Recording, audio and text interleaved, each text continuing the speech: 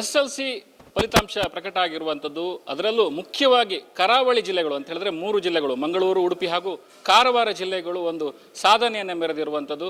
ಮುಖ್ಯವಾಗಿ ಉಡುಪಿ ಜಿಲ್ಲೆಯ ಒಂದು ದ್ವಿತೀಯ ಸ್ಥಾನವನ್ನು ಈ ವೇಳೆ ಪಡೆದಿರುತ್ತದೆ.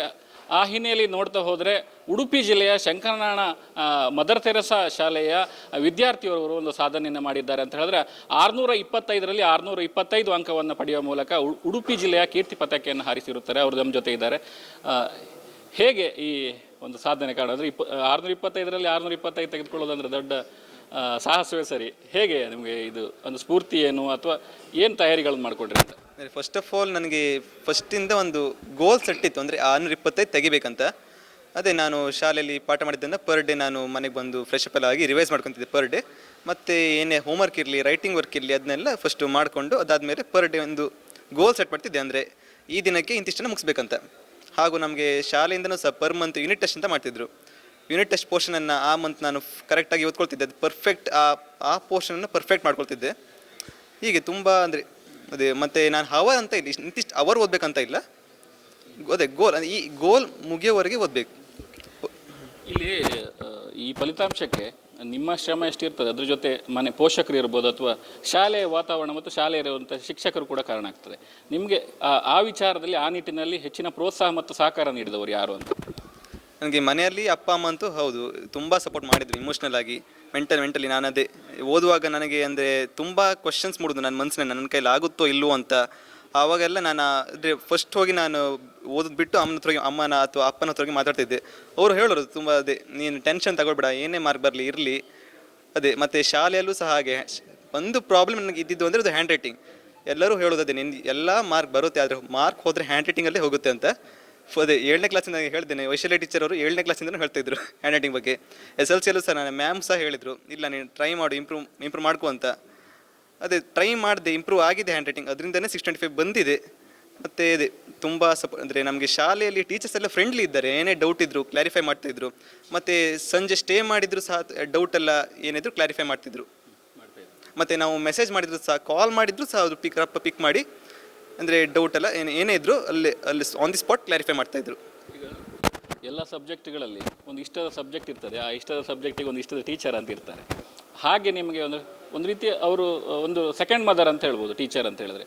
ಆ ರೀತಿ ನಿಮ್ಮನ್ನು ಮೋಟಿವೇಟ್ ಮಾಡಿದವರು ಯಾರು ಅಂತ ನೀವು ಯಾರನ್ನು ನೆನೆಸ್ಕೊಳ್ತೀರಿ ಈ ಒಂದು ಸಾಧನೆಯಲ್ಲಿ ಹಿನ್ನೆಲೆಯಲ್ಲಿ ನಿಮ್ಮನ್ನು?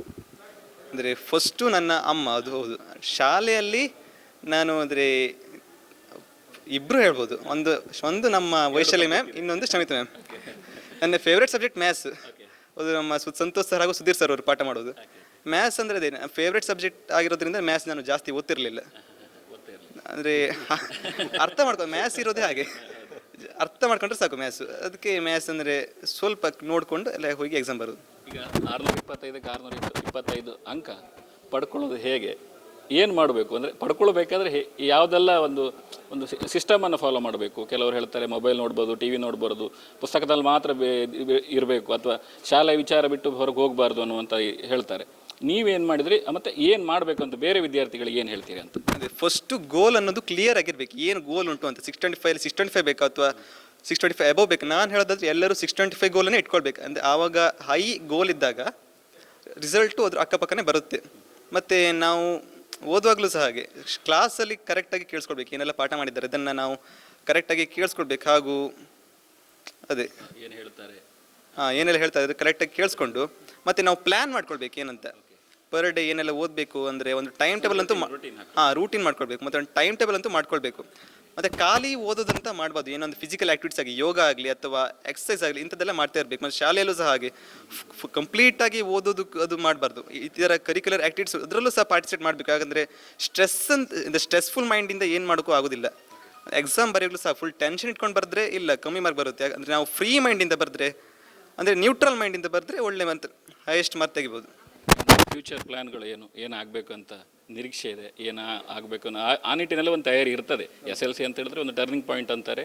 ಆ ನಿಟ್ಟಿನಲ್ಲಿ ತಯಾರಿ ಇಟ್ಟುಕೊಂಡು ಮುಂದೆ ಓದುವಂಥದ್ದು. ಮತ್ತು ಮುಂದೆ ಏನಾಗಬೇಕಂತೀರಿ ನಿಮಗೆ? ಮುಂದೆ ಅದೇ PUCಯಲ್ಲಿ JEE ಎಕ್ಸಾಮ್ ಒಂದು ಚೆನ್ನಾಗಿ ಬರೆದು ಅದರಲ್ಲಿ ಒಂದು ಒಳ್ಳೆ ರ್ಯಾಂಕ್ ಪಡೆದುಕೊಂಡು ಒಳ್ಳೆ ಇಂಜಿನಿಯರಿಂಗ್ ಕಾಲೇಜಲ್ಲಿ ಒಂದು ಸೀಟ್ ಪಡೆದುಕೊಳ್ಬೇಕಂತ ಇದೆ, ಇಂಜಿನಿಯರ್ ಆಗಿ. ಮತ್ತು ನನ್ನ ಅಮ್ಮನ ಮತ್ತು ನನ್ನ ಮಾವನವರ ಆಸೆ ಅದು IAS ಆಗಬೇಕು ಅಂತ, ಅದನ್ನು ಸಹ ಟ್ರೈ ಮಾಡಬೇಕು. ನಿಮ್ಮ ನೆಚ್ಚಿನ ಸ್ಟೂಡೆಂಟ್ ತುಂಬ ಮಾತಾಡಿದ್ದಾರೆ. ಹೇಗೆ ಅನಿಸ್ತಿದೆ? ಒಂದು ವಿಶೇಷ 625 ಪಡ್ಕೊಳ್ಳೋದು, ಅದರಲ್ಲಿ ಆ ವಿದ್ಯಾರ್ಥಿ ನಿಮ್ಮನ್ನು ನೆನಪಿಸ್ಕೊಳ್ಳೋದು ಆ ಸಾಧನೆ ಹಿಂದೆ ಹೇಗೆ ಅನಿಸ್ತಿದೆ? ತುಂಬ ಖುಷಿ ಆಯಿತು. ಯಾಕಂತ ಹೇಳಿದ್ರೆ ಬಹುಶಃ ಇವತ್ತು ಅವನಿಗೆ 625 ಬಂದದ್ದು ನನ್ನ ಮಗನಿಗೆ ಬಂದದ್ಕಿಂತ ತುಂಬ ಖುಷಿ ಆಯಿತು. ಅದಕ್ಕಿಂತ ಬಹುಶಃ ಹೆಚ್ಚಿಗೆ ಹೇಳಲಿಕ್ಕಿಲ್ಲ. ಎಲ್ಲಕ್ಕಿಂತ ಅವನಿಗೆ 625 ಬಂದದ್ದು ಒಂದು ಅವನ ಎಫರ್ಟ್ ಇದೆ. ಅದ್ರ ಜೊತೆಗೆ ನಮ್ಮ ಮದರ್ ತೆರೇಸಾ ಶಿಕ್ಷಣ ಸಂಸ್ಥೆಯಲ್ಲಿ ಪ್ರತಿ ವರ್ಷ ನಾವು ಹೊಸ ವಿಧಾನವನ್ನು ಬಳಸ್ತೇವೆ. ಮಕ್ಕಳ ಮನಸ್ಥಿತಿಗೆ ಅನುಗುಣವಾಗಿ ನಮ್ಮ ಮ್ಯಾಮ್ನವರು ಪ್ರತಿ ವರ್ಷ ಹೊಸ ಹೊಸ ಪ್ಲ್ಯಾನ್ಗಳನ್ನು, ವಿನೂತನ ಪ್ಲ್ಯಾನ್ಗಳನ್ನು ಮಾಡ್ತಾರೆ. ಅದನ್ನು ಎಕ್ಸಿಕ್ಯೂಟ್ ಮಾಡಿದಾಗ ಎಲ್ಲ ಮಕ್ಕಳು ಅದಕ್ಕೆ ಹೊಂದಿಕೊಳ್ಳೋದಿಲ್ಲ. ಬಟ್ ಪ್ರೀತಮ್ನಂಥ ವಿದ್ಯಾರ್ಥಿಗಳು, ಈಸ್ ಟ್ಯಾಲೆಂಟೆಡ್ ಆ್ಯಕ್ಚುಲಿ, ಅಂಥ ವಿದ್ಯಾರ್ಥಿಗಳು ಅದನ್ನು ತುಂಬ ಎಫರ್ಟ್ ತುಂಬ ಚೆನ್ನಾಗಿ ತಗೊಂಡು ಯೂನಿಟ್ ಟೆಸ್ಟ್ಗಳನ್ನು ಮಾಡಿದಾಗ ಆ ಯೂನಿಟ್ ಟೆಸ್ಟಿಗೆ ಚಂದ ಪ್ಲ್ಯಾನ್ ಮಾಡಿ ಓದ್ತಾ ಇದ್ದ. ಏನು ನಾವು ಪ್ಲ್ಯಾನ್ ಮಾಡಿದ್ದೀವಿ ಅದಕ್ಕೆ ಚಂದ ಹೊಂದ್ಕೊಂಡಿದ್ರಿಂದ ಅವನಿಗೆ ಬಹುಶಃ 625 ತೆಗಿಲಿಕ್ಕೆ ಸಾಧ್ಯ ಆಯಿತು. ಮತ್ತು ಚಿಕ್ಕ ಮಗು ಹಾಗೆ ಅವನು ಈಗಲೂ ಸಹ ಬಹುಶಃ ಅವನು LKGಯಿಂದ ನಮ್ಮಲ್ಲೇ 10th ತನಕ ಓದಿರುವಂಥದ್ದು. ಇವತ್ತು ಅವನಿಗೆ ಚಿಕ್ಕ ಚಿಕ್ಕ ಡೌಟ್ಗಳು ಬರ್ತದೆ. ಆ್ಯಕ್ಚುಲಿ ಯಾರಿಗೂ ಬರದೇ ಇರುವಂಥ ಡೌಟ್ಗಳು ಅವನಿಗೆ ಬರ್ತದೆ. ಸೊ ಅವ್ನು ಬಂದಾಗ ಹೆಚ್ಚಿನವ್ರು ಹೆಸಿಟೇಷನ್ ಮಾಡ್ಕೊಳ್ತಾರೆ. ಅವ್ನು ಪ್ರೀತಿಯಿಂದ ಬಂದು ಕೇಳ್ತಾನೆ. ಹಾಗೆ ಕೇಳಿದಾಗ ನಮ್ಗೆ ಹೇಳ್ಕೊಡ್ಬೇಕಂತ ಅನಿಸ್ತದೆ. ಮತ್ತು ತುಂಬ ಅವನು ಹತ್ತಿರ ಬರ್ತಾನೆ ನಮಗೆ. As a mother touch, okay, ಅದು ಕೊಡ್ಲಿಕ್ಕೆ ಆಗ್ತದೆ. ಯಾವ ಮಗು ಟೀಚರನ್ನು ಪ್ರೀತಿಸ್ತದೆ ಆ ಮಗುವಿಗೆ ನಾವು ತಾಯಿಯಾಗಿ ಹೇಳಿಕೊಳ್ಳಿಕ್ಕೆ ಆಗ್ತದೆ. ಕೆಲವು ಮಕ್ಕಳು ಹತ್ತಿರ ಬರುವುದಿಲ್ಲ. ಬಟ್ ಅವನಿಗೆ ಆ ಫೀಲ್ ಇತ್ತು, ಮತ್ತು ಶಾಲೆ ಬಗ್ಗೆ ಅಭಿಮಾನ ಇತ್ತು, ಟೀಚರ್ಸ್ ಬಗ್ಗೆ ಫೀಲಿಂಗ್ ಇತ್ತು. ಮತ್ತು ನಮ್ಮಲ್ಲಿ ತುಂಬ ಚಾಂಪ್ಗಳನ್ನು ಮಾಡ್ತೇವೆ. Kannada champ, English champ, maths champ, science champ, quiz and chess champ, ಎಲ್ಲ ಚಾಂಪ್ಗಳ ಟಾಪರ್ ಅವನು. ಪ್ರತಿ ವರ್ಷ ಅಂದರೆ ಈಗ 9th 10th 2 ವರ್ಷಗಳಲ್ಲಿ ಅವನು ಯಾವತ್ತೂ ಬಿಟ್ಟುಕೊಟ್ಟದ್ದೇ ಇಲ್ಲ. ಆ ಪ್ಲೇಸನ್ನು ಬಿಟ್ಟುಕೊಟ್ಟವನಲ್ಲ. ಮತ್ತು ಒಂದು ಪ್ಲ್ಯಾನ್ಡ್ ವರ್ಕ್, ಮತ್ತು ಎಲ್ಲ ಮಕ್ಕಳಿಗೆ ಇಷ್ಟ ಆಗ್ತಾನೆ ಅವನು. ಈ ಕೆಲವೊಂದು ಸರಿ ತುಂಬ ಸರಿ ಹೇಳ್ತಾರೆ ಹುಷಾರಿದ್ದ ಮಕ್ಕಳು ಯಾರ ಜೊತೆಗೆ ಮಿಂಗಲ್ ಆಗೋದಿಲ್ಲ ಅಂತೇಳಿ. ಬಟ್ ಇವನು ಯಾವತ್ತೂ ಹಾಗಿರಲಿಲ್ಲ.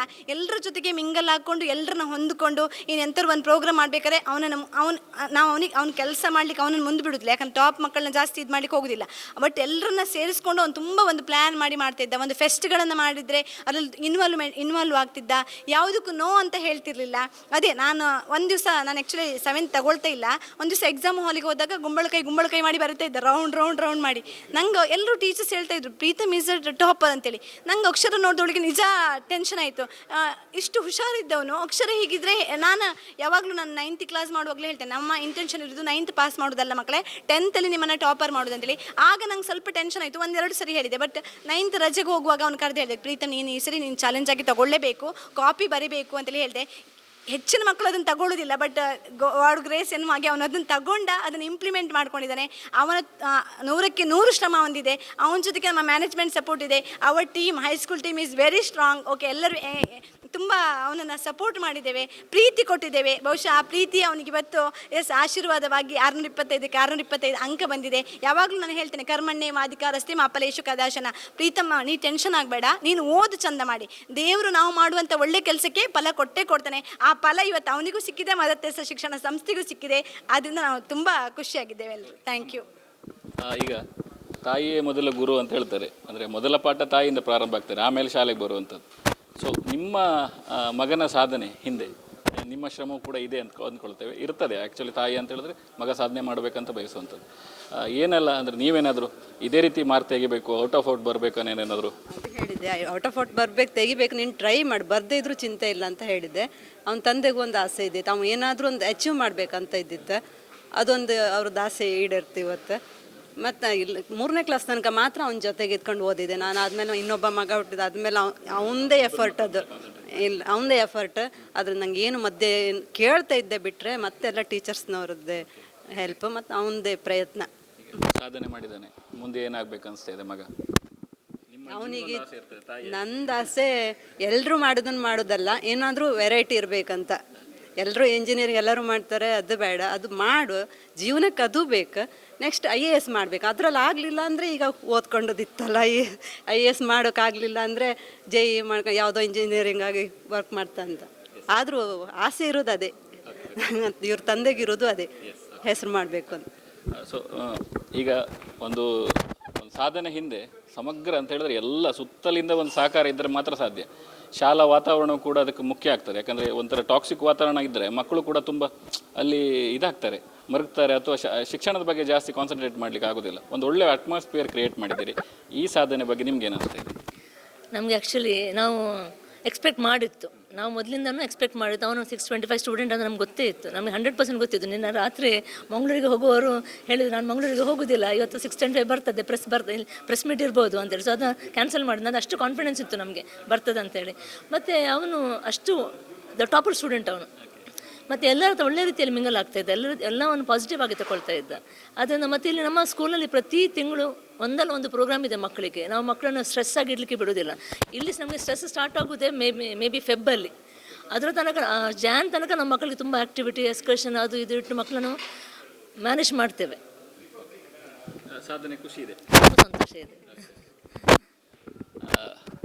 ಒಂದು ಗ್ರಾಮೀಣ ಭಾಗದಲ್ಲಿರುವಂಥ ಶಾಲೆಯಾದರೂ ಕೂಡ ಒಂದು ಉತ್ತಮ ಒಂದು ವ್ಯವಸ್ಥೆಯ ಮೂಲಕ ವಿದ್ಯಾರ್ಥಿಗೆ ಪ್ರೋತ್ಸಾಹ ನೀಡೋದರ ಜೊತೆಗೆ ಒಂದು ಎಲ್ಲ ರೀತಿ ಅಂತ ಹೇಳಿದ್ರೆ ಶೈಕ್ಷಣಿಕ ವಿಚಾರ ಹೊರತುಪಡಿಸಿ ಅದ್ರ ಜೊತೆಗೂ ಕೂಡ ಉಳಿದೆಲ್ಲ ವಿಚಾರಗಳಲ್ಲೂ ಕೂಡ ನೀನು ಭಾಗಿಯಾಗಬೇಕು ಅನ್ನುವ ನಿಟ್ಟಿನಲ್ಲಿ ಪ್ರೋತ್ಸಾಹ ನೀಡಿ ಸದ್ಯ ಈ ವಿದ್ಯಾರ್ಥಿಗೆ ಒಂದು ಬೆನ್ನೆಲುಬಾಗಿ ನಿಂತು 625ರಲ್ಲಿ 625 ಅಂಕವನ್ನು ಪಡ್ಕೊಳ್ಳಿಕ್ಕೆ ಶಾಲೆಯು ಕೂಡ ಸಹಕಾರಿಯಾಗಿದೆ. ಒಟ್ಟಾರೆಯಾಗಿ ಒಂದು ಸಾಧನೆ ಹಿಂದೆ ಎಲ್ಲ ಒಗ್ಗೂಡಿದಾಗ ಆ ಸಾಧನೆ ಮೂಡಿ ಬರ್ತಾರೆ ಅನ್ನೋದಕ್ಕೆ ಈ ಒಂದು ವಿಚಾರ ಸಾಕ್ಷಿ ಅಂತಲೇ ಹೇಳ್ಬೋದು. ಉಡುಪಿಯಿಂದ ಅಶ್ವಥಾಚಾರ್ಯ, ನ್ಯೂಸ್ ನೆಕ್ಸ್ಟ್.